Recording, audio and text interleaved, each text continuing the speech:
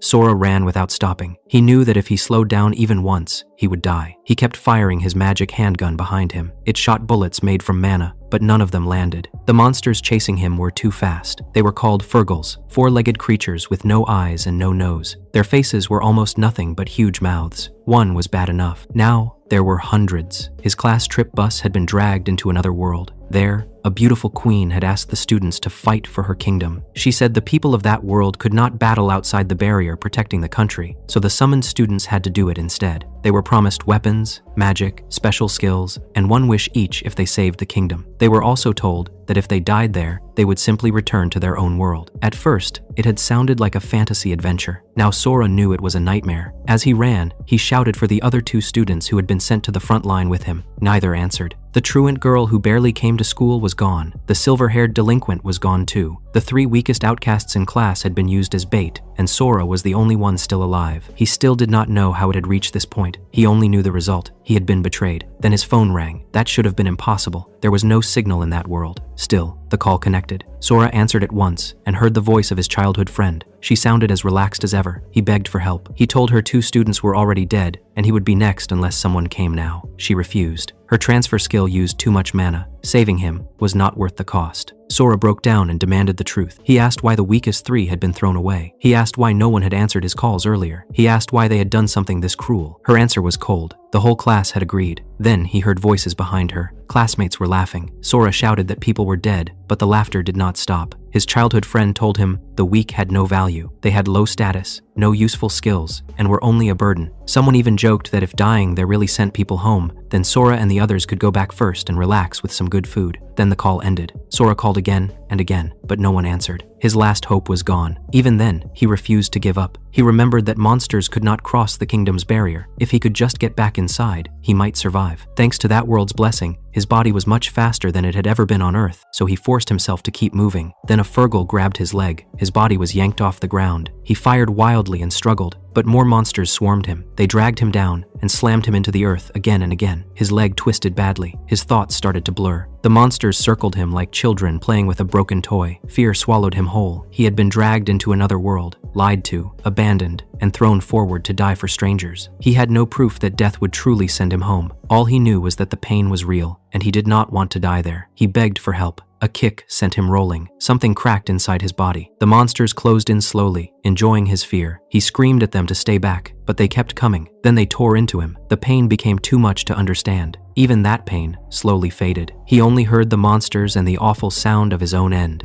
With the last of his fading mind, Sora made one promise. He would never forgive them. Then Sora died. Right before everything went dark, he heard a voice. He had gained a skill. Return by death. It all happened 2 weeks ago. Sora opened his eyes inside the class trip bus. Outside the window, red mountains stretched into the distance. His classmates were chatting, playing games, and enjoying the ride to the airport. It was the autumn of his second year in high school. Sora alone felt out of place. Before the new school year, he had been injured in a traffic accident and missed a long stretch of class. Even after coming back, he never fully fit in. He had hoped the trip might change that, but it had not. Then someone noticed something strange outside. Sora looked up and froze. A creature was charging toward the bus. Its body was gray and heavy like a hippo's hide. It had long arms, no eyes, no nose, and a face made almost entirely of mouth. A second later, the bus was hit. The whole vehicle shook violently. Students screamed as it rocked hard from side to side. When it finally stopped, everyone was stunned, but mostly unharmed. Sora had only hit his head on the seat in front of him. At first, they thought it was just an accident. Then, they realized the driver was gone. Someone shouted for everyone to look outside. The bus was no longer on a road. It stood inside a massive room, far larger than a school gym. Strange patterns covered the floor. Swords and staffs were placed around the chamber. Then several men in black robes approached. One dependable boy from the class stepped off the bus and tried to speak with them calmly. He explained that the class had been in an accident and did not know where they were. The robed men became overjoyed and called them heroes. That shocked everyone. Then a young woman appeared. Her golden hair, green eyes, and calm presence made the entire room fall silent. She introduced herself as Rose, the queen of the kingdom. She explained that the students had been summoned from another world. Every 100 years, the mist barrier around the kingdom weakened. When that happened, demons began their invasion. Their goal was to destroy the holy swords that supported the barrier and wipe out everyone inside. The people of that world could not properly fight outside the barrier, so they needed help from outsiders. Summoned people received blessings, fast growth, and unique skills. Rose told them to close their eyes and check their status. Many students did. Sora did not trust the situation enough to relax. Still, after seeing the others confirm it, he checked his own status too. The result made him decide one thing immediately: he would not fight. The class representative kept questioning Rose carefully. He asked whether anyone could go home right away. Rose said no. The connection between worlds would remain unstable for about 6 months. Until then, returning was impossible. Still, she promised them food, shelter, money, and freedom to live safely in the kingdom. He then asked whether students who did not want to fight would be forced into battle. Rose said no. Only volunteers would fight. That answer relieved many of the quieter students. Then he asked why the Holy Grail, the kingdom's sacred treasure, could not simply wipe out the demons if it was powerful enough to grant wishes. Rose answered that it had limits. Summoning the class had already weakened it, and it would need 6 months to recover. Finally, he asked the most important question: what would happen if someone died in that world? Rose smiled and said their souls would simply return to their original world. There would be no lasting harm. That answer changed the mood completely. And just like that, their school trip became life in another world. Sora was taken to a room inside the castle. It was far better than the hotel room he had expected for the trip. After checking the room once, he fell onto the bed and stared at the ceiling. He had already looked outside. The city was real. It was not some staged attraction. The castle was enormous. The streets were lined with brick buildings, and people were living normal lives beyond the walls. The mist barrier surrounded the nation and hid the far distance. At that point, Sora had no choice but to accept it. They really had been transferred to another world. As he lay there, he thought about the class. Some students were already excitedly testing their new powers. Some produced fire, some used ice, others summoned familiars. Sora had wanted to join them, but he could not. He had no special skill at all. From what he saw, the class quickly split into 4 sides. The first group wanted to fight. These were the athletic and confident students who liked their new strength. The second group opposed fighting. A serious girl from the literature club stood at the center of that side. They wanted to go home and believed none of this should have happened. The third group chose to wait and judge the situation more carefully. The class representative led them. Then there was the last group. It was not even a real group, just the leftovers. Sora, a truant girl who barely came to school, and a silver-haired delinquent who fit in nowhere else. Even in another world, the outsiders stayed outsiders. Rose had given them money, clothes, freedom to move around, and training support if they wanted it. She had also announced one more detail. The first demon attack would come in exactly 1 week. That thought sat heavily in Sora's chest. He checked his phone. The clock still worked, but there was no network. Since he did not want to waste the battery, he turned it off and went to sleep. The next morning, the whole class gathered in the dining hall to discuss what to do. The serious girl argued that even if they disagreed about fighting, they still needed a plan. That sounded reasonable, so everyone ended up sharing their statuses and skills. Sora knew people could lie. No one else could see another person's real status. Still, he had no reason to pretend. The result was humiliating. His status was the worst in class. Even with the world's blessing, his numbers were terrible. Compared to the others, he was weak in almost every area. His strength and durability were both rank G, and he had no skill. Only 3 students lacked skills entirely: Sora, the truant girl, Lily, and the silver-haired delinquent, George. The leftovers were also the failures. One loud boy mocked him openly. He laughed that Sora had no talent in the old world and still had none in the new one. Another student tried to defend him, but the teasing only got worse. Soon the room filled with pity, contempt, and quiet amusement. Sora forced a smile and stepped back. He was used to it. The athlete who had been most eager to fight kept picking at him, saying people like Sora were background characters no matter where they went. He even threw an empty cup at him and told him that if he could not fight, he could at least serve tea. A few others copied him. Sora still held himself back. He knew he would be a burden in battle. More importantly, Rose's promise of one wish still mattered to him. There was something he wanted badly enough to endure the humiliation. So, he quietly agreed to fetch the tea. That only seemed to annoy the boy more. The meeting ended without solving much. The class had shared their abilities, but no real plan had formed. The first invasion was only a week away, and the class was already splitting apart. Sora left the hall feeling more uneasy than before. With nothing else to do, he decided to walk around the city. On the way, he ran into the most popular girl in class. She smiled brightly and said she had also wanted to look around town. Then, to Sora's surprise, she invited him to come with her. The girl was Kaya. As they walked together, she lightly teased Sora about his awful status. He answered with a weak smile and acted like it did not bother him. He said he had never been the kind of person who stood out. Kaya did not agree. Rose had said their status and skills could still grow. In a world like that, anything could happen. She also added that Sora was not as invisible as he believed. When he asked what she meant, she only smiled and left it there. Sora had known Kaya since childhood. They had only been close when they were very young, and he had always assumed she had forgotten those days. Even so, he had quietly liked her for a long time. That made the walk feel special. The city itself was beautiful. Red brick buildings lined the streets, and the stone roads were clean and wide. The barrier's mist dimmed the sky, but the air was comfortable. Kaya joked that the town felt like an amusement park, trying to copy medieval Europe. Sora admitted he had thought the same thing, and she happily said that meant they matched. At a food stall, Kaya bought grilled skewers for both of them. He tried to pay her back, but she refused and treated it casually. Even that was enough to make him flustered. As they kept walking, Kaya finally admitted what had really been on her mind. She was afraid to fight. Her status was high, but that did not change the fact that the enemy was still unknown. No one knew how strong the demons really were, how many monsters they would bring, or how terrible real battle would feel. To show how abnormal their new bodies were, she ran across a grassy patch and jumped. She moved faster than any athlete Sora had ever seen and cleared several meters with ease. Sora could only stare. Back on Earth, he had been stronger and faster than her. In that world, he was nowhere near her level. They spoke again about Rose's explanation. There would be 5 invasions total. Once every month, a demon commander would appear with a group of Fergals and try to destroy one of the holy swords, protecting the barrier. Kaya admitted that she did not fully trust Rose. It was not because of Rose's looks. She simply felt the whole story was too neat. The topic later shifted to going home. Sora admitted he was not sure what he wanted yet. His status was terrible, and the class had already made their view of him clear. Still, life in that world had not been all bad. He had good food, a nice room, spending money, and a peaceful city around him. If he ignored the danger hanging over everything, Kaya was more certain. She wanted to go home as soon as possible. Then she revealed a secret. She was a VTuber, and her channel had only recently started doing well. If she disappeared for half a year, everything she had built might collapse. That was one reason she was considering fighting, even though she was scared. Then she joked that if Rose's promise was real, she could return home rich and stream forever. They both laughed. As they walked, Sora noticed something strange. The first invasion would arrive in only 6 days, and if the class failed, the kingdom was supposed to be destroyed. Yet the city did not feel desperate. People were not panicking. Either they trusted the summoned students a great deal, or something else was happening behind the scenes. Kaya noticed he had gone quiet and asked what was wrong. Sora finally asked the question that had been on his mind. Why had she chosen to spend time with him at all? She was popular. In a situation like that, it would have made more sense for her to stay close to strong people like Masa or Sean. Instead, she had chosen him. Kaya answered simply. She said Sora had always been the type to carry everything by himself. He had been like that, even as a child. She thought he might be doing the same thing again, so she wanted him to know he could rely on her if he needed to. After all, they were childhood friends. That answer hit Sora hard. He had really believed she had forgotten, but she had remembered. They returned to the castle side by side, and Sora found himself thinking that Kaya truly was a kind girl. 6 days passed. The first invasion would begin the next day. According to Rose, the first of the 5 demon commanders was always the weakest. During the invasion 100 years earlier, that enemy had been defeated by only 3 people. This time, there were 31 summoned students, so Sora wanted to believe they could not lose. Still, he understood one thing clearly. Someone with his status had no place on the front line. Because the invasion was close, the class received combat training from the captain of the knights, Grand. He was a tall, broad man with a beard and the presence of a veteran soldier. He told the class that their raw physical power already surpassed his own. What they lacked was experience. Then he threw a black cloth over himself and declared that he would act as the demon. At first, it looked silly. Once the training started, no one laughed. Even with the cloth over his head, Gran moved with sharp speed and perfect control. He attacked hard, dodged well, and never lost balance. He was completely serious. Sora had no one else to join, so he teamed up with the other leftovers, Lily and George. They were defeated almost instantly. Still, Sora soon realized they were not the only ones struggling. Even the stronger students had trouble against Grand. Fire, ice, and all kinds of skills flew at him, but he kept slipping through them with timing and technique. His skill made up for the gap in raw power. Watching him, Kaya quietly wondered why a man like Grand could not simply fight on the front lines himself. Sora had thought the same thing. If the kingdom already had warriors like him, why did they need summoned students at all? The answer seemed to be the same as before. People born in that world could not properly fight outside the barrier. Sora also realized something else. If the class kept growing at that pace, they would soon surpass even Grand. Their bodies and abilities were far too abnormal. After several rounds, Masa and his group finally managed to take Gran down. Rose arrived just in time to see it happen. Masa and the others celebrated loudly and kept showing off afterward. They were full of confidence. Sora could only watch and feel even smaller. Then Masa looked at him. With a mocking grin, he called Sora over and said he should train too. He made it sound reasonable. Even weak people might need to fight someday, so skipping practice would only lead to regret. Under the eyes of the whole class, Sora could not refuse. What followed was not training. Masa said he would not even use his skill, as if that made it fair. Then he beat Sora around anyway. After that, Masa's followers joined in. Even some quieter students took part. One after another, Sora was forced into more fights until he became little more than a target. It was obvious what they were doing. Before the real battle, they wanted to crush the weakest person there and use him to boost their own confidence. Later, someone healed his injuries, but his body still ached long after. As Sora walked down the hall toward the dining room, he kept thinking about Masa. The boy had picked on him even before they came to that world. Sora still did not know why. Then Sean approached him. Sean checked on his condition and gave him one possible answer. He believed Masa was jealous. A few days earlier, Sora had gone into town with Kaya, and Masa had apparently liked her since middle school. Sean also warned Sora not to trust Kaya too easily. He stopped there and did not explain further, as if he had almost said too much. Then he spoke more honestly about the invasion. He admitted that he still did not truly agree with the class fighting, but the mood had already gone too far. Backing out now no longer felt possible. Still, he gave Sora one small relief. He said he had already spoken up so that students with very low status, especially Sora, would not need to stand at the front. People like Masa could handle that part. Then Sean made a stupid joke. If Rose really granted any wish after victory, he might ask her to turn Masa into a pig. It was childish, but it made Sora laugh. Later,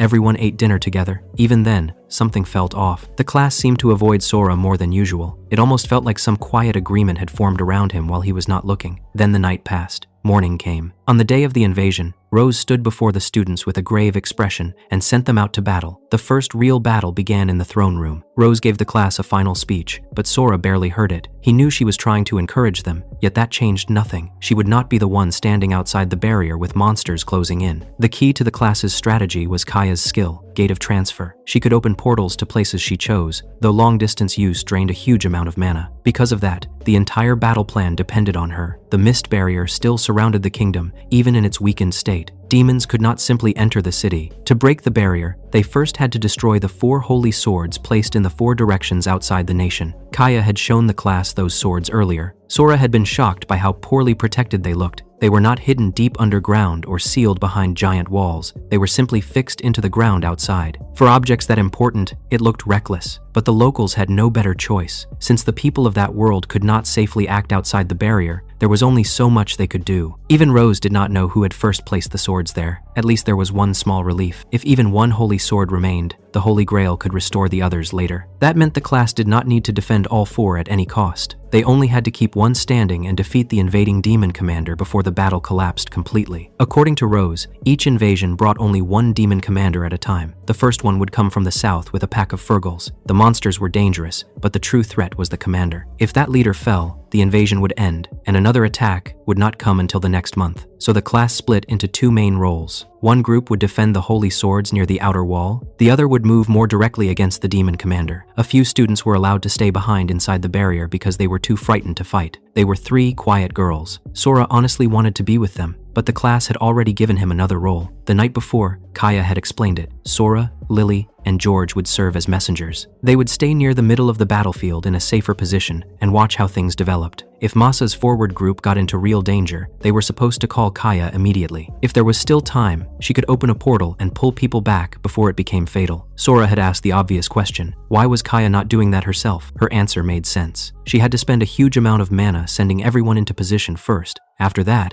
she needed to stay inside the barrier and recover. If she exposed herself too soon and got taken out, the entire rescue plan would fail. Then she had shown him the reason the messenger role could work at all. Phones still handled voice calls in that world. There was no signal, no internet, and no messages, but calls somehow connected. Because of that, The whole class had exchanged numbers. Sora had quietly liked that more than he expected. Even something that small made him feel a little less cut off. Still, Kaya looked worried when she gave him the job. Sora tried to joke that the weakest student in class was not much help anyway. Instead of laughing, she suddenly asked if he liked anyone. Then she quickly stopped herself and said it sounded too much like the kind of thing people said right before something went wrong. To cover it, she smiled and said they should both survive and eat delicious food together after the battle. That memory stayed with him now. Only minutes remained before the invasion. His heart was beating so hard it hurt, but when he looked around, he saw the same fear on the faces of the others. Even Masa, who usually acted fearless, could not sit still. Strangely, that helped. Sora was not the only one afraid. Then Sean came over. Sean looked worse than nervous. He looked like someone trapped between choices. He admitted he was tense too, then started to say something more. Sora could tell there was something important behind those words. But before Sean could finish, Masa called him away. A few moments later, Kaya opened the gate for Sora's group. She told them to be careful. Sora checked the gear Rose had given him, steadied himself, and stepped through the portal with Lily and George. That was how Sora entered his first battlefield. The gate closed behind them, and Kaya's cheerful voice vanished into the mist. The instant it happened, Sora felt something was wrong. The air felt familiar. The ground felt familiar. Even the silence felt wrong, as if he had stood there before. He stopped without meaning to. George snapped at him to move. Lily stood nearby, as quiet as ever, and eyes distant. Sora apologized and hurried after them. They were supposed to stay away from the front and observe from a safe position, but the more Sora looked around, the less that story made sense. Through the mist, he could already see shapes moving. Then George saw them too and shouted.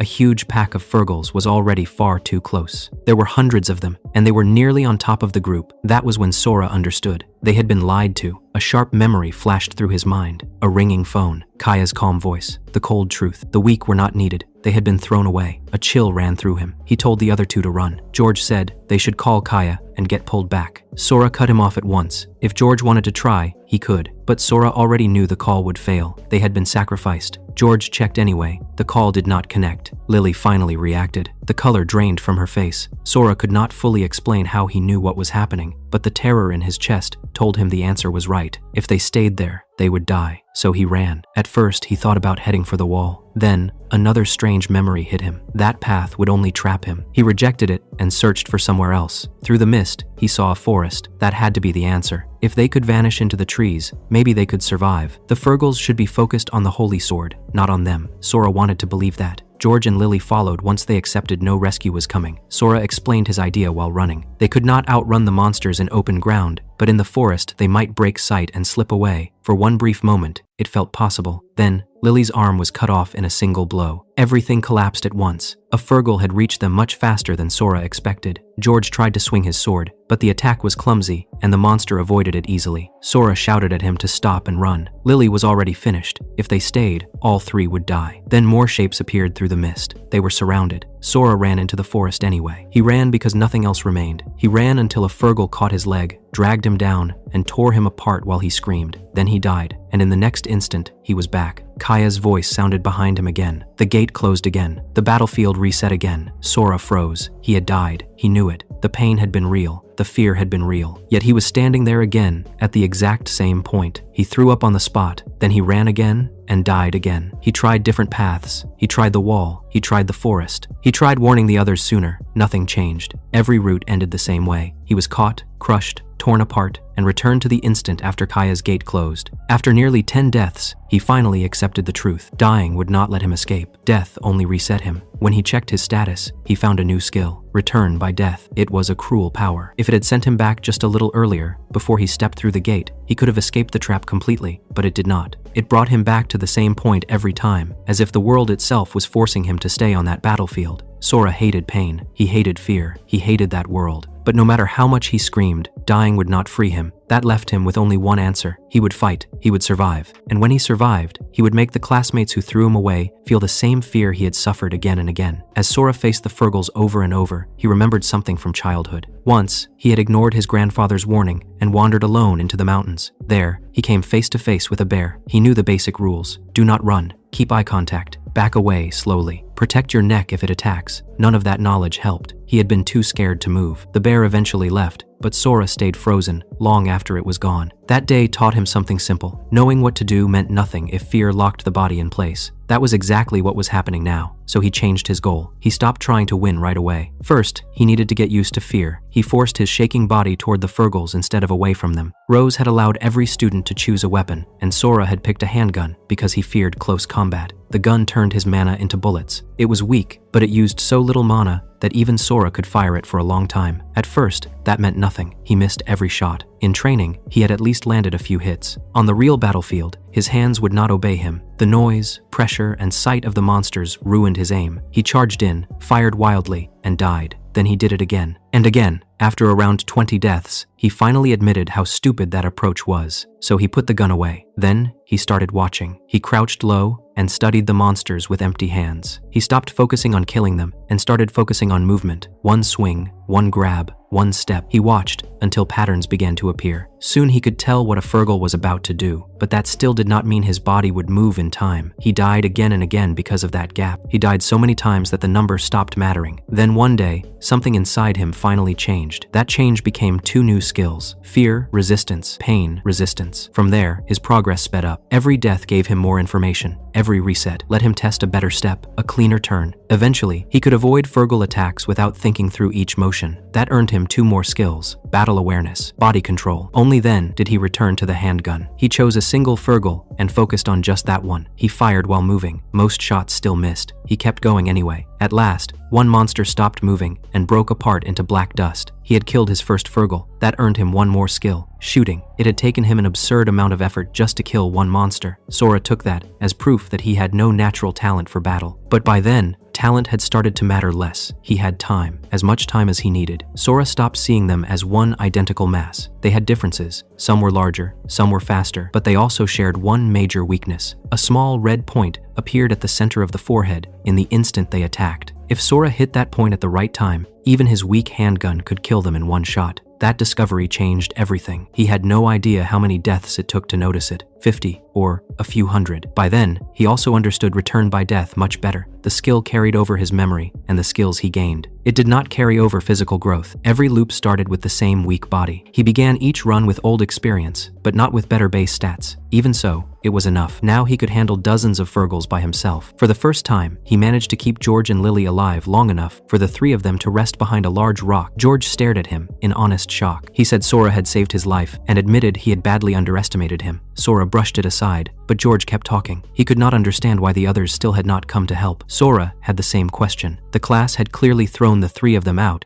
as test pieces. But why keep watching after enough time had passed? The only explanation Sora could imagine was that they were still waiting to see the real demon commander before risking their main force. George said that when they returned, he wanted to punch every one of them. Sora said nothing. A punch would never be enough. Then, George asked the obvious question. If Sora had really been the weakest in class, none of this made sense. Had he lied about his skills and status? Sora already knew the truth would sound insane. No one could understand return by death unless they lived it. So he lied and said he had hidden some extra skills as a last resort. George accepted that far too easily. In fact, he looked impressed. He said Sora sounded like the kind of hidden trump card that appeared in fantasy stories. That led to a much softer conversation than Sora expected. George admitted he had always loved reincarnation and fantasy novels. His room back home was apparently full of books and manga. Sora admitted he was similar. On his days off, he could spend an entire day watching anime. For the first time, the 2 actually got along. Then Lily quietly reached for Sora's arm. At first, he thought she only wanted his attention. Instead, she touched a wound he had ignored. The injury closed right in front of him. That was her hidden skill. She could heal. Sora thanked her. George looked annoyed that he alone seemed to have no skill at all. Sora pointed out that his own basic stats were still terrible. That part was true. No matter how skilled he became, every loop still started from the same weak body. George did not care. He said Sora was strong anyway, and that the class had completely failed to see his value. Then George asked for something unexpected. If they survived, he wanted Sora to train him. Lily quietly said she wanted the same. Both of them spoke as if there would be an after, as if survival was real, as if the 3 of them would sit together later and improve together. That simple faith hit Sora harder than he expected. After so many loops, part of him had started feeling as if the battle would never end. But hearing them talk about the future made him want that future to exist. Sora agreed. He joked that before any training, he wanted a huge meal. George liked the idea. Lily said she wanted bread, so the 3 of them kept talking. That was when Sora made a promise to himself. He would not let them die. If he had to repeat the battlefield forever, then he would keep repeating it until he found a path where both of them survived. Then a voice broke the moment. It was calm, soft, and completely wrong for a battlefield. A man stood nearby in clothes, close to traditional Japanese wear. He said, 3 people defeating so many Fergals was impressive. Then he declared that they were worthy of meeting him in battle. This was the demon commander, Vera. George challenged him without understanding the gap between them. In the next instant, Vera moved. He was too fast to follow. George was cut down in a single stroke before he could even cry out. Lily died just as quickly. Sora moved on pure instinct and barely made distance. Vera was on another level. He was faster, cleaner, and deadlier than anything Sora had faced. Bullets that worked on monsters meant almost nothing to him. He slipped past some with tiny movements and knocked others aside with his blade. When Vera went for his neck, Sora twisted aside at the last moment and escaped by inches. That near dodge finally made the demon take real interest in him. Vera remarked that Sora alone might be worth cutting down. Sora answered with more gunfire and one clear decision. No matter how many times it took, he would kill Vera. His blade cut through rock like paper. One clean hit would end the fight immediately. Still, Sora did not panic. By then, he had reached the point where he could read movement before it fully happened. If he saw the setup early enough, he could dodge, so he fired his handgun in short bursts. When the danger rose too high, he shattered a nearby rock to block Vera's sight and slipped into the trees. From cover, Sora kept firing. Shot after shot missed, but that did not matter. The more he watched Vera move, the more clearly the pattern formed. Sora found a tiny opening and fired a round straight into Vera's temple. It did nothing. It was as if an invisible layer covered Vera's whole body. Vera even thanked Sora for giving him an entertaining fight. Then, he calmly turned his back. Sora thought he was safe at that distance. He was wrong. In the next instant, Sora's view tilted. Only after he saw red color spreading across the ground did he understand he had already been cut. Vera had launched a slash from several meters away. Then he died. After that, he fought Vera again and again. The only place Sora could even try to compete was skill, but Vera was a veteran there too. Every time Sora adapted, Vera adapted back. His handgun was too weak. In other loops, he tried George's sword and Lily's bow, but nothing changed. If the weapon could not break through, then all the technique in the world meant nothing. He needed something with real power. He even tried fleeing all the way back to the kingdom once. The mist blocked him. He tried circling around the battlefield. The mist blocked him again. It felt like a locked game event. Until Vera died, the stage itself would not let him move on. He could keep George and Lily alive until the commander arrived, but that growth came with a cost. Every time he returned to the start, he felt a little less human. George even said his eyes looked like a monster's. Sora did not care. He had stopped worrying about how he looked a long time ago. During one quiet break, he asked Lily a strange question. He framed it like a game problem. If there was an enemy no amount of leveling could beat, then what was the answer? Lily took the question seriously. In RPGs, she said, one answer was buffs and debuffs. In action games, the answer was better skill. But if the damage still stayed too low after all that, then it might simply be a forced loss. That answer made Sora smile bitterly. It fit Vera too well. But Lily was not finished. She remembered old games where even impossible bosses could sometimes be beaten by stealing the enemy's special weapon and using it against them. He grabbed Lily's hand and thanked her and told her she had finally shown him path to victory. She froze in surprise. Sora barely noticed. He already knew that loop would probably fail too. That conversation would disappear like all the others. When Vera gave his usual formal greeting, Sora vanished into the trees. He fired again from behind. 5 shots in a row from different angles. 2 landed, but Vera's invisible guard still held. Vera praised Sora's technique and mocked the handgun for being too weak. Sora agreed. Then he rushed in. When Vera turned and brought his sword down, he stopped just short, knocked the hilt aside with his knife, and fired at Vera's face from point-blank range to force a reaction. Vera pulled back. Sora used that moment and sent the sword flying out of his hand. He had done it. He stole Vera's blade. Even then, Sora did not rush to finish it. Vera was still dangerous without a weapon. Sora slipped back into the trees. Vera chased him almost at once and struck with a hand blow sharp enough to kill, but Sora already knew that move. He dodged with the smallest motion possible and cut Vera's right arm. The invisible guard stopped a full severing, but it was the first real injury Sora had ever given him. When Vera jumped back, Sora was already waiting where he knew the demon would land. This time, he cut the damaged arm off completely. That finally shook Vera. Now the demon praised him with real excitement. He said Sora was different from the useless heroes he had seen before. He even admitted that fear had started to rise inside him. Then Vera revealed his true form. Black wings burst from his back. His lost arm regenerated, and his face twisted into something fully demonic. The pressure around him changed instantly, but Sora had seen that too, many times. He did not wait for the transformation to finish. He knew there was a brief moment right after the change, when the mana in Vera's wings loosened. He also knew the demon's sword became stronger by feeding on its user's mana. So Sora poured almost all of his own mana into one perfect slash, and cut off a wing before Vera could use it. For the first time, Vera screamed. That form's greatest threat was magic. The wings were the core of it. If Vera started using that power freely, the fight would become impossible. Sora had learned that through too many failed loops, so he kept pressing forward. Vera gathered mana into his remaining wing while attacking with his new claws. That left one side open. Sora cut off the left arm. Then Vera answered with a blade of pure mana. Sora had already memorized the timing and angle. He deflected it. Then Vera tried to take to the air. Sora knew that move too. The moment the demon rose, the mana flow in the second wing loosened again. Sora used that final opening and cut off the other wing as well. Vera crashed down helpless. He still tried to fight. He fired bursts of mana. He tried to crawl, turn, and lunge. None of it worked. After thousands of deaths, Sora knew every move before it came. The battle was already over. Sora stepped behind him and drove the stolen sword through his back and into his heart. That last strike drained the rest of Sora's mana, but it ended everything. As Vera looked up at him like Sora was the real monster, Sora finally gave his answer. "I'm just a loser." Then Vera broke apart into black dust. After more loops than he could count, Sora had finally killed a demon commander. The battlefield fell silent. The Fergals were gone too. On that point at least, Rose had told the truth. Once the commander died, the swarm vanished. By her logic, 4 more victories like this would be enough to earn any wish. But Sora could barely think about that. His mind was worn down to the edge. It felt like he had spent years on that battlefield. Even victory felt distant. Then he remembered George and Lily. He ran back to the rock where he had left them. What he found there nearly broke him. George was lying on the ground with a terrible wound across his stomach. Lily was desperately trying to heal him, her hands shaking as she pushed her skill to the limit. A leftover Fergal had reached them after all, and George had protected her. Sora told them to wait.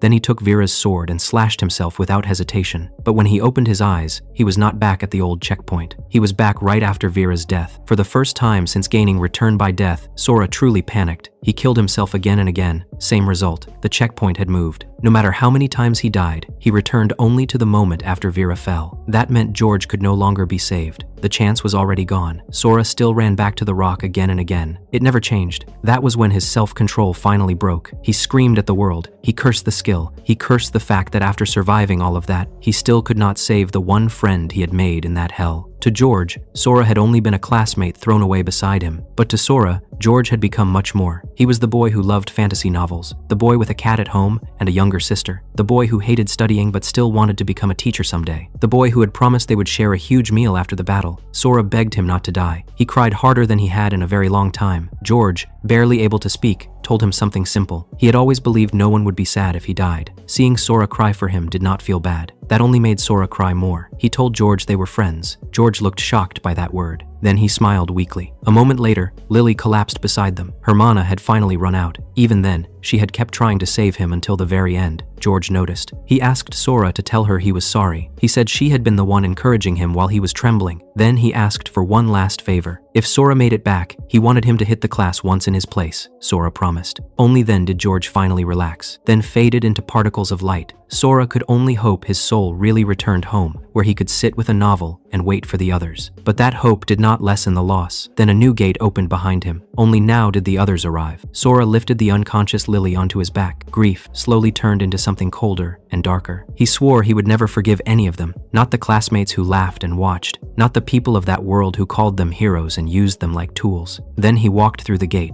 The betrayal had started the day before the battle. After training ended, Masa looked at Sora with disgust. He had beaten him under the excuse of practice, and that only made him more irritated. If someone that weak somehow survived to the end, he would still receive the same reward as everyone else. Masa could not accept that. He was not the only one. Around the room, students laughed at Sora, George, and Lily. They mocked Sora's weakness. They laughed at how badly he fought. They talked as if the 3 of them were useless. But the truth was simple. They were scared. Mocking someone weaker made them feel safer. So Masa gave that fear a direction. He proposed using the 3 outcasts as test pieces. Kaya would send them to the very front with Gate of Transfer. Everyone else would stay back, observe, and learn how dangerous the enemy really was. If the 3 survived, the class gained information. If they died, then the class only lost dead weight. And since Rose claimed death would return them home, Masa argued there was nothing to feel guilty about. Mori objected on moral grounds. Masa shut her down at once by asking if she wanted to go first instead. She had no answer. Sean argued too, but even he failed to stop the idea. The more the others listened, the more the room fell silent. No one wanted to be the one sent to the front, and no one cared enough about Sora, George, or Lily to take their place. In the end, they all chose safety. Kaya did not defend Sora either. A girl with a far-sight skill agreed to project the three of them onto the white wall of the throne room so everyone could watch before entering battle themselves. Then the next day came. What appeared on that wall stunned them. The Fergals were far worse than anyone had imagined. Many of the students had pictured weak fantasy monsters. Instead, they saw horrible creatures that made their skin crawl, and against those creatures, the weakest boy in class moved like something unreal. Sora crossed the battlefield with precision so sharp it hardly looked human. He slipped past attacks by the smallest margin. He fired with impossible accuracy. He killed monsters one after another while dragging George and Lily away from danger as if he had already memorized the battlefield. No one in the room could explain it. Some began to wonder if Sora had been hiding his true strength from the start. Others thought he had lied about his status during the first meeting. Whatever the answer was, the timid boy they thought they knew no longer matched the figure on the wall. Then the image caught a glimpse of a man dressed like a samurai. The feed cut off at once. No one knew why. Maybe the girl ran out of mana. Maybe the enemy interfered. Maybe Sora himself somehow caused it. The silence afterward was worse than any answer. That silence soon turned into fear. Some students worried Sora had known about the betrayal all along. Others tried to laugh it off and claimed a simple apology would fix everything. Masa shouted the loudest. He insisted the monsters must have been weaker than expected. He said Sora could not possibly be that strong. The pathetic sparring the day before had been real. There was no way it had all been an act. Little by little, the room calmed down. Then Kaya made her choice. She had already realized Sora liked her, so if he truly was strong, she planned to switch sides first. She was ready to abandon the class if she had to. Better to stand beside the one holding the blade than with the crowd waiting to be punished by it. She opened a gate and stepped through. In her mind, this would be easy. She would sound worried. She would say she tried to stop the others. She would use the connection they built while walking through the city. A boy like Sora would forgive her if she played it right,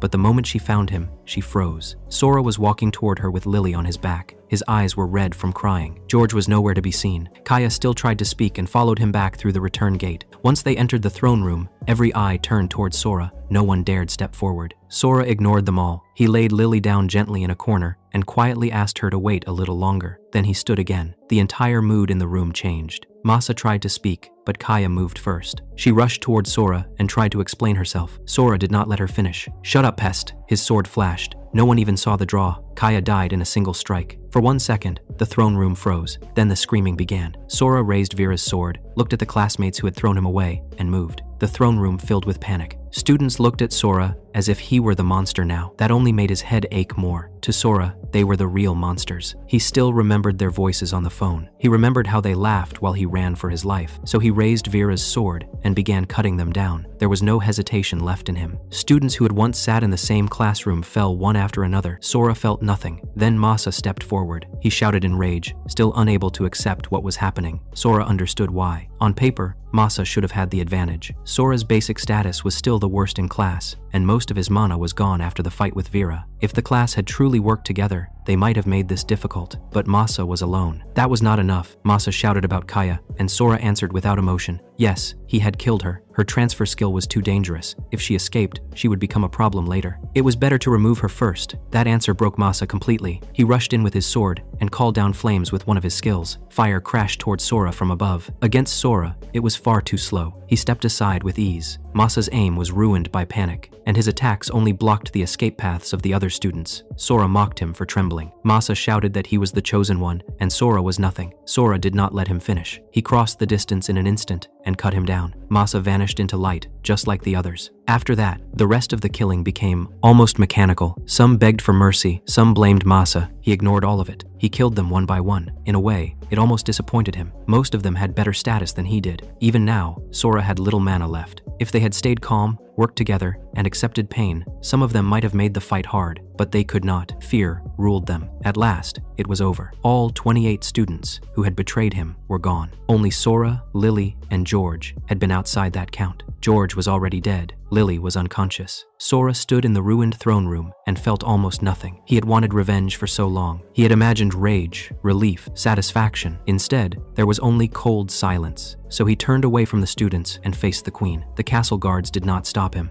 That part mattered. He had just slaughtered the entire class, yet none of the knights rushed him. No one stepped in front of Rose. Rose herself did not even try to flee. That confirmed what Sora had suspected from the start. There was a secret here. No kingdom would summon fighters stronger than themselves from another world and make no plan for what happened after victory. If the students won and then tried to seize the Holy Grail by force, this nation should have been helpless. Yet no one here acted helpless. Rose remained calm. Sora stepped up to her, drew the stolen blade, and decided she would be the last one he killed. Rose asked him one simple question. Was he really going to kill her? She calmly said she had nothing to do with the class choosing to throw him away. Sora rejected that at once. The class's betrayal was only part of the problem. The kingdom itself had dragged them there. The kingdom had forced children from another world into battle. Rose gave the same answer as before. The kingdom was in danger. People inside the barrier could not fight outside it. They had no choice but to rely on summoned heroes. Sora called that nothing more than an excuse. A country that survived by sacrificing outsiders deserved to fall. He said the demons at least fought with their own hands. The people of the kingdom lived in safety, while others were sent out to die for them. Even the claim that death only returned the students home did not change anything. To Sora, that only proved how lightly Rose treated their lives. Rose stayed calm through all of it. She did not argue much. She only watched him with that same beautiful, unreadable face. So Sora attacked. Then Rose said one strange line. It was a shame. He was very strong, but he had never been a hero. The world went dark. When Sora opened his eyes, he was back in the throne room just after returning from the battlefield. Kaya was running toward him again, with the same fake worry on her face. The checkpoint had changed again. For a while, Sora kept repeating the same result. He killed Kaya, he killed Masa, he killed the rest of the class. He stood before Rose. He tried different timings and different attacks. It never mattered. Rose always said the same line, then darkness, then a reset. That was when Sora understood something important. Vera had been an enemy that could be beaten through effort. Rose was something worse. She felt like a broken rule built into the world itself. Sora could not even understand how she was killing him. There was no battle to study, no attack to dodge, no pattern to learn. Fighting her felt less like facing a boss and more like crashing into the limit of the world. So he changed targets. Instead of killing everyone again, he left one classmate alive to question. He chose Sean. Until now, Sean had usually died quietly. He did not beg. He did not insult Sora. Sora had never forgiven him, but he did think Sean might know more than the others. When Sora questioned him, Sean only apologized. He admitted he had failed. He admitted he had chosen his own safety over doing the right thing. He also confessed something else. He had lied about his status. He was much weaker than he claimed. In truth, fear had ruled him just like the others. Masa had started the plan, but the rest had accepted it because they were scared. As for Rose, Sean could only offer one useful thought. She always answered questions, but she was always hiding something deeper. That was all. It was not enough. So Sora made a new decision. He would not kill the class this time. Not yet. If Rose's power was still unknown, then it was smarter to keep the others alive. They could draw attention. They could be used later. And if Sora ever wanted revenge again, he could always kill them when it was useful. So instead of cutting them down, he beat them down. He punched Kaya before she could say another lie. He dropped Masa next. Then he went through the rest of the class one by one and hit them hard enough that no one could stand. Some tried to resist, but none of them could match him. By the end, they were all on the floor, injured, terrified, and finally aware of what he had become. Sora quietly told George that he had kept his promise. He had hit the class once in his place. Rose watched the whole thing without losing her smile. She even praised Sora's strength. This time, Sora answered politely. A different battle had begun. The next morning, Sora tested return by death again. The moment he woke up, he ended the loop himself. When he came back, he returned only a few seconds earlier, right after opening his eyes. That confirmed another rule. The checkpoint had updated during the night. Sora sat on the bed and thought it through. It felt less like a normal skill and more like an automatic save point. Maybe a major event changed it. He still did not know. He checked his status again. There were no new skills. Everything looked the same. That only gave him more questions. One of them was a mutation rate, ranked G. He still didn't understand what that meant. He also still did not know the full rules of return by death. He had died many times before he even realized what power he had gained. That difference bothered him. Still, he pushed the thought aside for now. He was starving. He got dressed and went to the dining hall. Several classmates were already there. The moment they saw him, they flinched and hurried out. Their injuries had been healed, but their fear had not. Sora felt no sympathy. One beating was nothing compared to what he had gone through. He did notice one thing. Sean had at least come to his room afterward to apologize. That did not erase anything, but it did make him slightly different from the rest. Masa, on the other hand, still looked useful in another way. He was loud, easy to provoke, and exactly the kind of fool Sora might use later against Rose. Then the strange headache came again. It was not strong enough to stop him, but it bothered him because he still did not know what caused it. Before he could think about it more, Lily appeared. She asked if he was getting food too. Sora said yes and suggested they eat together. Without thinking, he almost mentioned an old promise from another loop. Lily tilted her head in confusion, so he quickly covered it by saying he simply wanted to talk. she agreed. They sat down with a simple meal. She thanked him properly for saving her the day before. Sora tried to brush it off, but Lily quietly said that from her view, he had moved as if he already knew what was coming. Sora avoided that part. Lily did not press him. Instead, she admitted she had hidden things too, including her healing skill. Sora asked why she would keep something that useful secret. She answered with a question of her own. If he had really been that strong, then why had he acted weak? Sora said he did not trust people easily. Lily said she was the same. That small exchange meant more to Sora than he showed. Out of everyone still alive, Lily was the only one he truly trusted. She had stood beside him on the battlefield, even if she remembered only one path through it. She was quiet and guarded, but she was kind. He knew that much. After they finished eating, Lily disappeared for a moment and came back with 3 glasses of orange juice. She placed one in front of Sora, one in front of herself, and one in the empty seat beside them. She called it a late celebration for surviving. Sora understood at once. The 3rd glass was for George. They touched the glasses together. The sound rang softly over the table. Sora drank, and for the first time in a long while, felt properly alive. After that, he made one quiet request to Lily, held on to one quiet promise of his own, and then left the dining hall to see Rose again. At the same time, Kaya lay in her room, thinking about Sora. Her regret was not guilt. She did not feel bad for helping abandon him. What bothered her was something simpler. She had chosen the wrong side. She had always thought Sora was harmless, quiet, and easy to read. She had assumed he liked her too much to ever hurt her. Then he hit her without even blinking. Now she could not tell what in him had been real. The boy from childhood and the one from the throne room did not feel like the same person. Yet the more she tried to reject that thought, the more old memories with him kept coming back. That unsettled her more than she wanted to admit. So she shut her eyes and told herself it did not matter. When Sora asked to meet Rose, he was taken to a large and elegant room with almost no trouble. That alone told him something. He was allowed close to the queen without any real inspection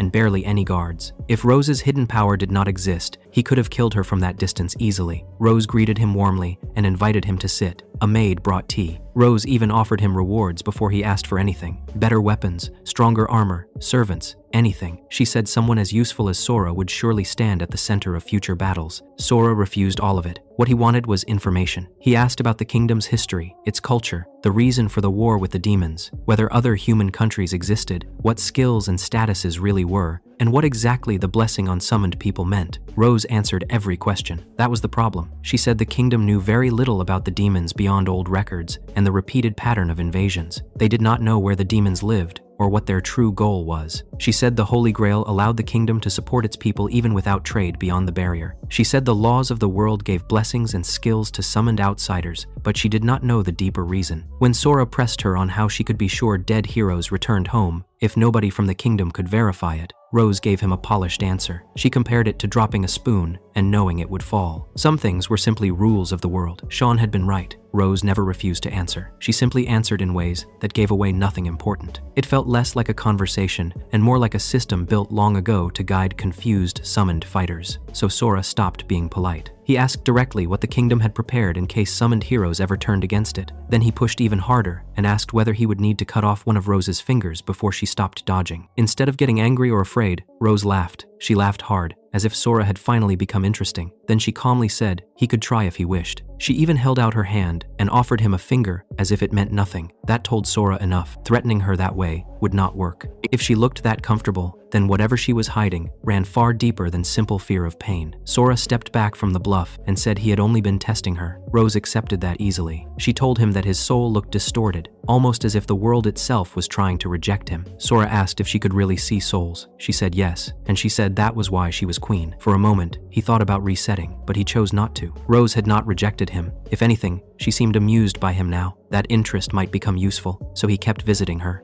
Day after day, Sora returned to Rose's room, asked questions, listened, tested different angles, and watched how she responded. She still never revealed what he really wanted to know. But one thing became clear. Rose was enjoying the game between them. Then, with less than half a month left before the next demon attack, Sora finished one of those talks and started back toward his room. That was when Masa called out to him. Masa wore an ugly, stretched smile and asked if Sora planned to join the group training session that was about to begin. Sora accepted and returned to the same training ground where he had once been used as a target. This time, there were no knights watching. The class was quieter too. They were still training, but the mood had changed. Masa welcomed Sora with a fake smile. He acted as if the disaster on the battlefield had only happened because Sora hid his strength. Sora answered in the same calm tone and made one thing clear. If something like that happened again, he would not hold back. Then Masa called 5 boys forward. Sora had expected something smarter. He had even thought Masa might try something while he slept. Instead, Masa chose the most direct option possible. He wanted to crush Sora in front of everyone and prove the gap between them was not real. Sora looked at the five and almost sighed. If Masa had really understood the difference between them, he would have brought everyone. Even so, the five had improved. They were watching him properly now. They were ready to attack a human target seriously. That alone was progress. Sora finally understood why the Knight Captain had once covered himself with a black cloth during training. It made it easier for the students to attack without thinking too hard about the fact that they were hitting another person. Masa opened with fire magic. The attack was faster than before. The fireball was larger too. Sora shot through it with his handgun and slipped to the side. Then the second boy threw a stone and turned it into a giant golem. Two others opened fire with larger guns to cut off Sora's movement. It was not a bad formation, but it was still too slow. Sora let the golem swing, moved into its blind angle, used its body as cover, and broke the rhythm of the two gunners with a burst from his handgun. Then he slipped through the opening and drove his fist into the golem user's stomach. The golem vanished the moment its summoner dropped. One down. Masa came in next with his greatsword. He was using body enhancement too, and his speed had improved a lot. But speed alone was not enough. Sora deflected the sword with his short knife instead of meeting it head-on, stepped inside the greatsword's range, and forced Masa back. Then he turned and dropped the two gunners. That left Masa and the support boy. Only then did the support boy use his skill. He had been boosting Masa from the rear. With that support and Masa's own enhancement stacked together, Masa launched a strike that really was dangerous. He avoided the blow, moved in, put Masa down, and then dealt with the support boy to end the match. After that, Sora finally explained why he had changed. With Lily's help, he had been testing a method to raise his stats. He pushed his body to its limit, damaged it badly, then had Lily heal him. Repeating that enough times had worked, his strength and durability had risen from G to E, and his speed had climbed to D. Those numbers were still not amazing compared to the strongest students, but for him, they made a huge difference. Before Masa could start shouting, Sean stepped in and said the truth out loud. Masa had improved, but Sora had still been holding back. If Sora had used Vera's sword seriously from the start, the fight would have ended much faster. That changed the mood of the whole place. The students who had mocked Sora before now crowded around him and asked him to train them too. Their timing was obvious. The next invasion was close, and they wanted the strongest person on their side. Sora saw through all of it. He smiled anyway and agreed. He had things he wanted to test in the next battle, and for that, extra pieces on the board could be useful. Soon after, the day of the second invasion arrived. Rose sent them off with the same clear voice as before. The second war began. This time, Sora was not thrown away. He stood at the front with 11 other students considered useful in battle. Behind them, the class had been split into 3 groups. One would hold the front line, one would guard the holy swords. The last would stay inside the barrier and observe in case something went wrong. Masa stood nearby, and even he was trembling. It was his first real battle. Fear was natural. Then, the enemy appeared. The Fergals were different this time. They were tougher, faster, and harder to kill than before. The weak point Sora had once used on their foreheads was gone. The class opened with a barrage of magic anyway. Against the first wave from the last battle, that amount of power would have torn them apart. This time, it barely slowed them. The students panicked almost at once. Their spells were injuring the monsters, but not enough. If this continued, they would run out of mana before they won. Sora watched long enough to confirm the changes. Then he moved. He drew Vera's sword and rushed forward himself. The others stared for a moment, then snapped back to action when Sora started giving orders. He told them he would pull the monsters in and that they needed to stay spread out, support him from range, and make sure they did not let themselves get surrounded. Sora cut through the stronger Fergals one after another. Their patterns were still mostly the same. They were simply bigger, harder, and more stubborn. While he fought, another part of his mind stayed on the backup plan he had already started inside the castle. He had asked one student to handle a separate task away from the battlefield. It was only a backup, but it mattered. Then, the real enemy arrived. A blonde woman with black wings stepped out of the mist and introduced herself as Selvis. Her tone was playful, her presence was not. Sora had barely started measuring her when Masa suddenly turned and attacked him. Sora dodged, shocked only for a moment. Then he saw the same empty look in the eyes of several other students. Selvis's power was some kind of control skill. She could seize people and turn them on each other. She laughed and said she was looking forward to the tragedy they would create. Elsewhere in the castle, Mori was regretting everything. The day before, Sora had asked her to do something dangerous. He wanted her to steal the Holy Grail, or at least bring back the book kept beside it. He had become certain that the Grail was connected to Rose's hidden power. In past loops, he had tried many ways to reach it himself. He had killed guards, forced his way deeper into the castle, and tried threatening Rose through different routes. None of it worked. The underground door could not be broken, and Rose always appeared before he made real progress. But Mori had the right tools. She possessed unlock and stealth. Sora had spent many loops finding the exact words needed to move her. He appealed to the image she had of herself as the one who helped others. In the end, it worked. During the second invasion, while Rose's attention should have been on the battlefield, Mori slipped underground and opened the sealed door below the castle. The stairs felt wrong. They were spotless, silent, and cold in a way that made her skin crawl. At the bottom, she found the Holy Grail. It was a large white vessel with a faint, clear liquid inside. When she touched it, her fingers did not get wet. When she tried to lift it, it would not move at all. So she turned to the shelf beside it and found the book Sora had described. Inside were answers. The history of the war between humans and demons. The reason heroes were summoned from another world. The reason they received blessings and skills. The reason the demons kept invading the kingdom. Before Mori could fully understand it, Rose appeared behind her. Mori panicked and called Sora, but he never answered. Rose walked toward her with the same beautiful smile and gently said that this place was forbidden and that someone who entered it like this could no longer be called a hero. Then Mori vanished. She disappeared so completely that it felt as if she had never been there at all. Back on the battlefield, Sora slowly worked out Selvis's power. Her control seemed to begin through her eyes. Looking at them disturbed the mind. Full eye contact led to complete domination, but there was a short delay between being caught and being fully controlled. That delay was enough. As long as Sora could still move, he could end the loop before the control finished. There was another problem though. He still did not know why Selvis did not simply control everyone at once. Either there was a condition to her power, or she just enjoyed making allies kill each other. Not wanting to risk more confusion, Sora chose the simplest answer. He killed all 11 nearby students himself. Selvis looked genuinely puzzled by that. She asked if he really had no hesitation at all. Sora answered that he did not really know what the word comrade meant anymore. He questioned her too. He asked how old she really was and pointed out the contradiction in Rose's story. Rose had claimed heroes were summoned every 100 years. If demons had won those past battles, then the kingdom should have fallen long ago. If heroes had won, then demons like Selvis and Vera should already be dead. Something about the whole story still did not fit. Selvis gave him only one clear answer. The difference between demons and humans, she said, was the reason they fought. Then she drew a black staff. At that same moment, Sora's phone rang. He understood at once. Mori had failed. Even so, that still gave him useful information, so he accepted the loop as worthwhile. Then Selvis's gaze caught him fully, and he felt his thoughts begin to blur under her control. Before it could finish, Sora ended the loop himself. He understood one thing before the world reset. This battle would be even more troublesome than Vera's. Her control power centered on her eyes. Looking at them too long led to domination. There was a short delay before the control fully locked in, and that was the only reason Sora could survive. He still had enough time to reset before losing himself completely. Her other advantage was just as bad. She could fly from the start. She stayed high in the air, dropped lightning from above, and forced anyone trying to track her to risk eye contact. For Sora,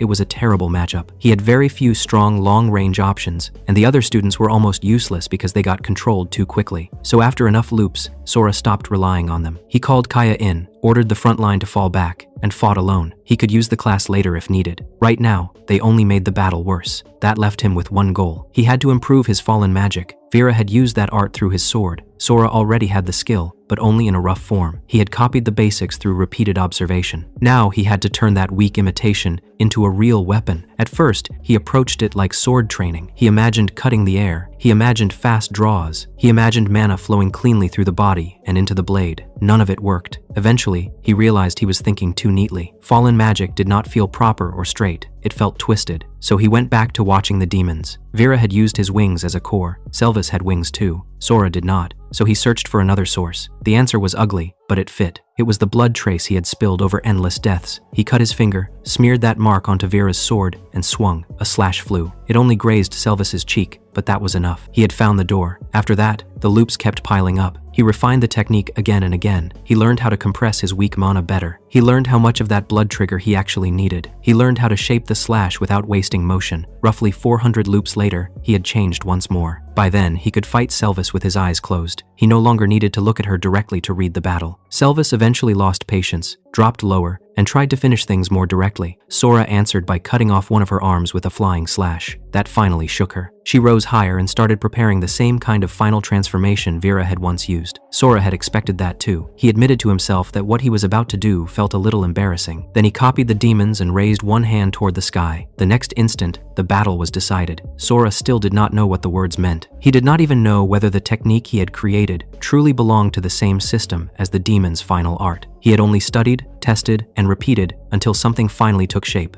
Unlike Vera, Sora's body did not grow huge. Instead, he used magic to shape dark red wings from his own life force and turned those wings into the core of a much larger spell than anything he had used before. That was his true trump card. The slash that came from it looked like it cut the sky itself. A red-black blade of magic swallowed Selvis and ended the battle in one blow. Selvis hit the ground hard and could no longer rise. Sora, running on almost nothing, looked down at the broken demon and asked the one question that mattered most. Why did the demons keep invading that kingdom? She said they fought to stop the heroes from getting their wishes granted by the Holy Grail. Sora did not understand. Whatever wish a hero made should have meant nothing to the demons. Selvis only told him that he was not the one who got to decide that. Then she said she was tired and would leave the rest for another time. At that moment, Sora hesitated. Should he let her die? A second later, he chose something else. He ended the loop before Selvis fully passed away. When he opened his eyes, he was back at the moment just after Kaya's gate had closed. His guess had been right. The checkpoint had not updated yet. That meant one thing. As long as he died before Selvis fully disappeared, he could return to a point before her death. That gave him something he almost never had. A defeated enemy he could question again and again. So he did exactly that. He sent the class away. He cut through the Fergals. He fought Selvis, brought her to the edge of death, and questioned her over and over. About the demons, about the monsters, about the heroes, about Rose. Selvis answered more than Rose ever did, but not in a clean way. Her words were slippery. They sounded important, yet never gave him the one clear answer he wanted. Worse, most of what she said did not directly clash with Rose's story. A darker idea came to him. What if Selvis and the other demons were not natives of that world either? What if they too were being called back again and again,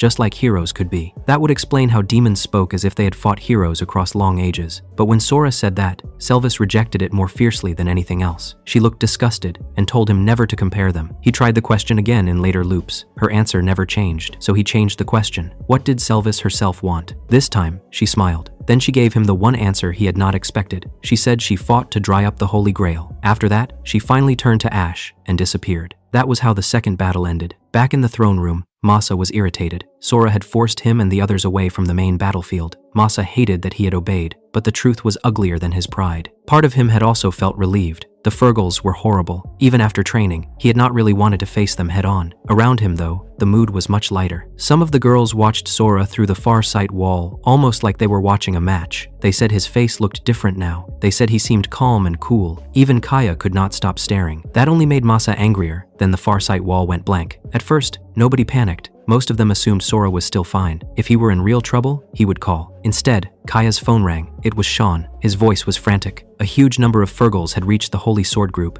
and people were already going down. Kaya opened a gate at once. Masa grabbed the chance and rushed through with several others to help. Quietly, Kaya started wondering if Sora had somehow predicted this. A second battle began in Sora's absence. By the time Sora returned after defeating Selvis, the throne room was heavy and silent. Kaya explained what had happened. While Sora had been fighting the demon, one of the Holy Sword positions had come under attack. People died. One of the Holy Swords had been destroyed. Sora immediately looked at Rose. He knew he had not let a single Fergal slip past him. Sean, badly injured, explained the rest. The monsters had come in huge numbers. Masa and the others had helped, but it had still gone badly. In total, 6 students had died. Sora looked at Masa. Masa avoided his eyes. Sora said they would need new plans before the next battle. Rose stepped down from the throne and apologized. She insisted the demons were only supposed to invade from the south and claimed she did not understand what had happened. Masa shouted at her, but Rose's quiet pressure shut him down almost at once. Sora then asked to speak with her later. As Rose turned away, Sora made a decision. He still had a little mana left. Not enough for a full battle, but enough for one hidden strike. This time, he used an invisible slash from behind, moving faster than any normal person should have been able to react. Rose's head came off cleanly. For one brief instant, Sora thought he had finally done it. Then the world reset again. He was back at the moment, just after returning through Kaya's gate. Even that had failed. Sora ignored Kaya's voice and bit back a curse. The second battle had cost them heavily. 6 students had died while Sora was fighting Selvis. Mori was missing. On top of that, 2 quieter girls had vanished under strange conditions. The class had originally come to that world with 31 students. After George's death in the first battle and the new losses now, only 21 were left. Even if Sora could defeat the demon leaders himself, he could not be everywhere at once. Training the class more would help, but time was short, and Masa's group would never fully listen, so Sora considered another answer. Maybe it would be faster to learn some kind of summoning art or familiar magic, but there was no guarantee he had the talent for it. As he thought about that in the dining hall, Lily came over with more bread and sat across from him. She asked whether he was worried. Sora gave her a small excuse, and then asked about the class. He had told her to keep an eye on them while he dealt with Rose. Lily said there was no sign of any new plot. Most of them just seemed tired and shaken. He asked about the missing students too. Lily had no real answer. The people around them said the girls had simply been there one moment and gone the next. That was enough for Sora. He decided to check the underground chamber himself. He went to the sealed door below the castle and hit it with a concentrated slash. At first, it felt like nothing had happened. Then the door quietly broke apart. With his current magic, he had finally become strong enough to force his way in. He hurried down the stairs. Inside, he found the Holy Grail and the hidden books. The Grail was still a massive white vessel, partly filled with that strange liquid that felt wet without actually wetting the fingers. Even now, Sora could not lift it at all, so he turned to the books. Before he could read more than a few pages, Rose appeared. Sora put the book back and asked how she had found him so quickly. Rose only smiled. Sora accused her directly. He said he no longer believed the Grail would truly grant their wishes the way she claimed. He brought up Selvis's words and asked what it meant for the demons to want the Grail dried up. Rose answered that if Sora truly wished to know, she could explain the history of the Grail and that world. That was the opening Sora had been trying to force, so he listened. Rose began with the world itself. She said that world had once been far larger than Sora's. It had been filled with many races: elves, dwarves, lizard folk, and others. They fought for ages. Humans joined those wars too. In the end, everyone grew exhausted, so humanity prayed to a god. In answer, they received the Holy Grail and a blessing. The demons, she said, prayed elsewhere and received a curse instead. From that point on, every special power in the world came from one of two sources: blessing or curse. With the blessing, humanity grew strong and wiped out many other races. Then the war between humans and demons swallowed everything and ended in total ruin. Not defeat or victory, total extinction. Rose said the world had already ended long ago. All that remained were silence, the leftover blessing, and the leftover curse. Then, much later, the Grail and the wishes still lingering in the land brought humanity back. The demons came back too. That was the truth of the present age. Neither side was fully alive in the normal sense. Both were remnants. Humans were bound to the Grail. Demons were bound to the curse. That was why both sides kept fighting. They were made that way now. If that was true, why not fight inside the barrier where the people of the kingdom could survive? Rose gave him the answer. The people of the kingdom were no longer recognized by the god as true humans. They had been brought back by the Grail, but they no longer counted. Because of that, they received no blessing. That was why the Knight Captain, supposedly the strongest man in the kingdom, was still so weak compared to the summoned heroes. The barrier did not just keep demons out, it also kept the revived humans alive. They could not truly survive outside it. That was why heroes from other worlds were summoned. They were still real humans. The god recognized them and granted them blessings. Rose admitted that the visible form of those blessings, the status screens and skills, had been shaped a little so outsiders would understand them more easily. That explained the system. It did not make Sora hate it any less. Then Rose said something even more important. To people from outside, that world was almost like a dream.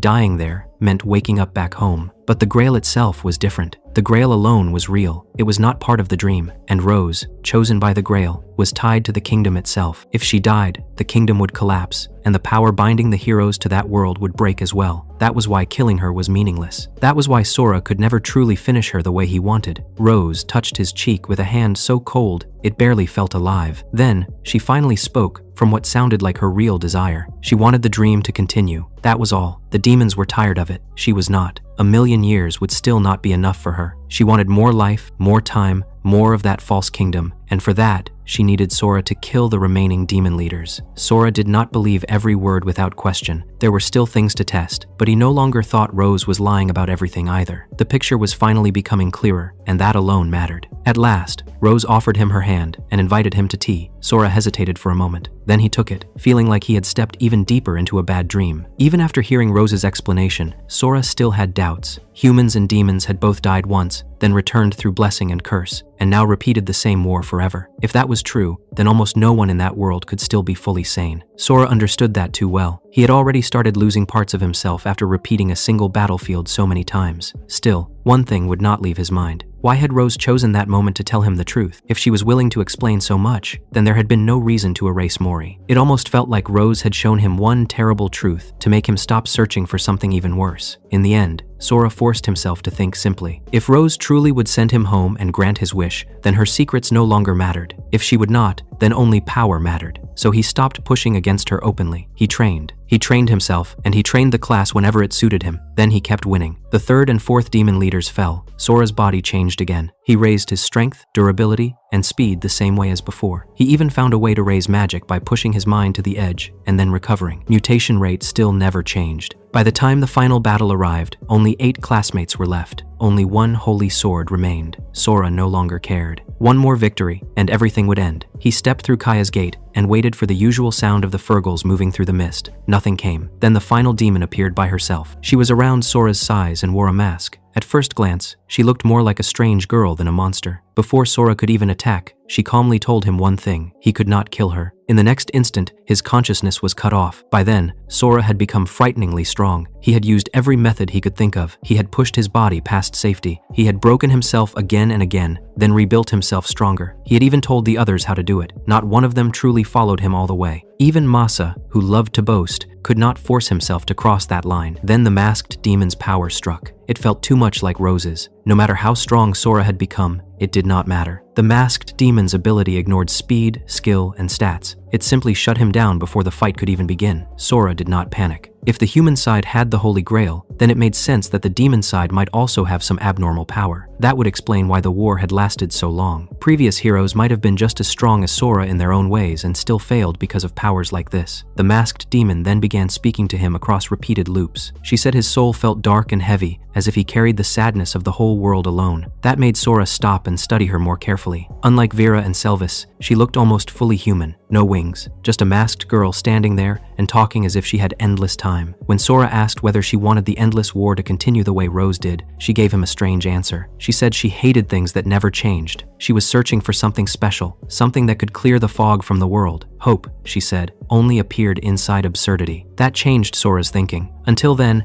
every problem had been something to defeat, but Rose could not be beaten normally. This final demon could not be beaten normally either. So maybe the answer was not force. Maybe this was not a fight he was meant to clear like an action game. So in the next loop, Sora did not attack. He told her he had no wish to fight and asked whether she would talk to him instead. That was how a completely different kind of test began. At first, the talks felt almost ridiculous. The masked demon cheerfully spoke about chocolate, about how much she loved letting something sweet melt in her mouth while drinking bitter coffee. Sora answered awkwardly and tried to keep up. This masked demon felt warm, emotional, and changeable. She sounded more alive than the queen ever did. He tried to guide the conversation toward her power, the war, and the truth. Every time, he hit an invisible wall. Sooner or later, she would always say the same thing. Sora kept lying. Then she would kill him again. He could not tell what part of his words she hated. He could not tell what crossed the line. Then one day, she asked him a question instead. What did he want from the Holy Grail? Sora hesitated. Then he decided there was no reason to lie in that loop. It would vanish anyway. So he told her the truth. Before coming to that world, he had been in an accident. A truck had run the light. His older brother had pushed him aside and saved him. Sora survived with only minor injuries. His brother never woke up. That was the wish Sora had carried all this time. He wanted to save him. But even while saying it, Sora admitted the truth. He no longer believed in an easy, happy ending. Worse, he was starting to lose even the shape of the life he wanted back. His brother's face was becoming hard to remember. If he relaxed too much, he felt like he might even forget himself. The masked demon listened quietly. Then she said she was no longer sane either. She had broken long ago. The only way to keep moving had been to let go of the person she used to be. And yet she still could not abandon the war, because it was also the wish of someone important to her. When he asked about the difference between humans and demons, she gave him an answer he did not expect. There was no real difference. They had once been the same people. The only thing that separated them was who they prayed to. Then, after lightly scolding Sora for trying to jump ahead, she removed her mask. Sora had already suspected there might be a resemblance, but the reveal still shocked him. Her real name was Elena, and she was Rose's older sister. The eyes made it undeniable. They were the same bright green. Elena then told him her story. She and Rose had been born princesses of the same kingdom, but politics and war had split their lives apart. Elena was sent away to marry the prince of what would later become the Demon Kingdom. It was never truly her choice. She was a hostage, dressed up as a bride. Before she even reached that land, war broke out again. The prince died before meeting her. Elena fled, lost her place in the world, and eventually lost her life too. Her last wish had been simple. She only wanted her little sister to be happy. Then she woke up again, in the castle of the demons, as their queen. She did not know how it happened. She did not remember making any deal. She only knew that the demons believed she was special, a chosen voice of the devil, because she alone possessed a power no other demon had. Sora then asked the obvious question. If Elena had that kind of power, could she not end the war herself by destroying the final holy sword? Elena said she had already thought of that. Long ago, she went to see Rose. She offered to end the war if Rose truly wanted it to end. Rose refused. She would not let the dream die. Elena said Rose had always been strange, the kind of child who could play with the same toy forever and never get bored. Maybe that was all this had become to her now. One endless game. As for Elena herself, she said both her pain and her joy had already broken. If Rose wanted the war to continue, Elena could continue too. That left Sora with only one conclusion. If Elena would not step aside, then eventually he would have to kill her. Elena calmly reminded him that no hero before him had ever managed it. Sora answered, just as calmly, that he had no choice but to keep going. She said Sora was different from the others. His soul was damaged in the same way hers and Rose's were damaged. That was why she had chosen to speak with him at all. So Sora finally told her the truth. He had a special power too. He could return after death. He said his power resembled that world itself. If Elena's ability truly could not be overcome, then the war would simply stall forever. Elena listened and said Sora was deeply loved. He had no idea what she meant. Then Elena explained she was not usually the fifth demon. Most of the time, someone else handled that role. She only stepped in herself when she wanted a change of pace. That meant something important. There really had been heroes in the past who defeated all 5 demon leaders and reached the Holy Grail. The Grail was not holy, but its power was real. Then Elena held out her hand and made an offer. They should go to Rose together. If they did, Sora's wish might actually be granted. And with that, Elena smiled at him like a devil. Sora knew that taking Elena's hand would be a turning point. If he went with her now, then this path would likely become real. It would stop being something he could casually erase with return by death. It would also mean openly standing with a demon against Rose. He thought for a moment. There was no answer he could reach just by thinking. And Elena was too unpredictable. If he reset there, she might never make the same offer again. So he chose the only real option left. He took her hand. Elena smiled, snapped her fingers, and in the next instant, they were standing in the throne room. Rose did not look surprised. The remaining classmates were another story. They panicked at once, especially when they saw Sora standing beside a demon queen while still holding her hand. But Rose silenced all of them with a single command. One moment they were yelling, the next, they dropped like puppets with their strings cut. Rose greeted Elena like an old family member. Elena greeted her the same way. They did not look like enemy rulers at all. Then Elena made her request. She asked Rose to lend her the Holy Grail so Sora's wish could be granted. Rose refused immediately. Not because she wanted to deny him, but because, according to her, the Grail was not yet full. It had limits. It could not act freely whenever someone wanted. And Sora's soul was far more exhausted than normal. The energy being spent on him was abnormal. Rose finally revealed that Sora had been useful in ways he didn't understand. Every time Return by Death activated, it forced the god side to spend power to preserve the granted wish that protected him. And Sora had repeated that miracle more times than anyone should have been able to imagine. Rose had wanted one thing for ages. She wanted to drag the god down. She hated being looked down on by a being that treated her world like a toy. She had endured that endless war while waiting for one true exception to appear. Sora was that exception. His impossible power had drained the god until it finally reached its limit. Then, the Holy Grail appeared. It shone with a light so intense it swallowed the room. Sora could not even keep his eyes open. When the light finally weakened, there was something there that barely looked alive anymore. It resembled a dry branch more than a divine being. Rose looked at it and laughed. Then she crushed it under her heel without hesitation. In the next instant, darkness swallowed Sora whole. Inside that darkness, Sora saw Rose's true beginning. She had been born a princess in a ruined world. Even as a child, she understood the truth. Her kingdom was dying. War, hunger, and loss were normal. So she prayed for one thing. She wanted the next world to be kinder. That wish never came true. The war only grew worse. Gods and devils handed people too much power, and the world collapsed into total ruin. Everything died. But just when it should have ended, the world started again, because the gods were not done playing. Rose understood that right away. To them, people were only toys. When a toy broke, they fixed it and started the game again. So she made her own choice. She would play by their rules and wait as long as it took. 10,000 years, 100,000, a million. She would wait until she found a way to strike back. Then Sora appeared. He was the exception none of them expected. He had burned through more power in one war than earlier heroes had spent across whole ages. And the reason was not divine kindness. It was love. At last, Sora learned the truth about Return by Death. His older brother had once been summoned to that world as a hero. He had defeated all 5 demon leaders